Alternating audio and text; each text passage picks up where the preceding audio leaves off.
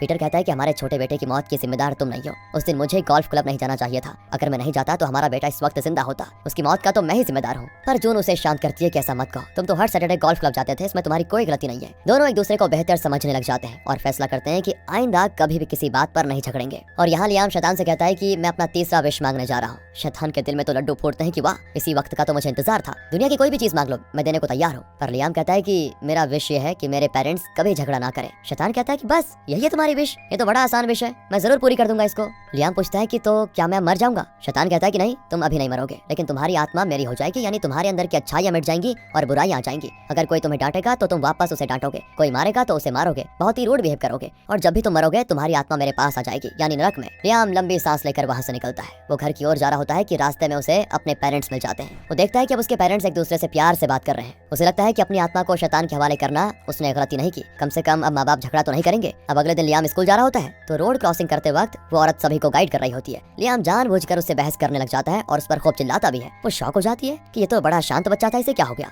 School में एमा का बॉयफ्रेंड उसको चढ़ाता है तो लियाम उसे बुरी से बुरी गालियां देकर चला जाता है। उसके फ्रेंड्स उस पर हंसते हैं कि अबे तुझे लियाम से गाली सुनने की नौबत आ गई, बताओ। क्लास में लियाम टीचर को सुनाने के बजाय कहीं और देख रहा होता है तो टीचर डांटते हैं कि तुम्हारा ध्यान कहाँ पर है, अगर क्लास में ध्यान नहीं दोगे तो काम कैसे चलेगा। लियाम दोस्तों लेकिन पहले की तरह चुप नहीं रहता और जवाब देता है कि अरे आपने कौन सी पढ़ाई की थी, आपने जो पढ़ा उसके हिसाब से आपको नौकरी नहीं मिली, इसलिए तो आप टीचर बन गए। आप खुद एक लूजर हो और मुझे एडवाइस करने का हक आपको है ही नहीं। टीचर इस पर बहुत ही हर्ट हो जाते हैं। एमा कहती है कि मैंने सोचा तुम अच्छे लड़के हो, इसलिए अपने बॉयफ्रेंड से ब्रेकअप करके मैं तुम्हारी दोस्त बनी, और अब पता चला कि तुम तो उससे भी खराब हो, और मैं बता रही हूँ मैं तुम्हारी दोस्त अब से रहना ही नहीं चाहती। ये कहकर एमा चली जाती है। घर आकर लियाम अपने छोटे भाई की पुरानी वीडियोस देख रहा होता है। लगता है वो अपने भाई को बहुत ही मिस करता है। तभी गिबी कॉल करता है और दोनों अपने बीच का मन मुटाव भुलाकर पहले की तरह बात करने लगते हैं। उनकी समझ में आ जाता है कि शैतान ने इन दोनों के बीच तकरार पैदा कर दी है। गिबी पूछता है कि वैसे इस वक्त शैतान कर क्या रहा होगा। लियाम बताता है कि वो तो नरक में अपने सिंहासन पर मजे से बैठा होगा ना, और तभी पाताल लोक से होकर नरक के अंदर का दृश्य दिखाते हैं जहाँ शैतान घुटने टेक कर बैठा होता है और उसके सामने सिंहासन पर बैठा होता है असली शैतान। जो लियाम को मिला था वो शैतान इस शैतान के डिमंस में से एक है। अब असली शैतान उसे खूब डांटता है क्योंकि असल में लियाम के 3 विशेस पूरे होने थे, तब जाकर उसकी आत्मा शैतान को मिलती। पर लियाम का दूसरा विश उसके लिए नहीं बल्कि उसके फ्रेंड गिबी के लिए मांगा गया था,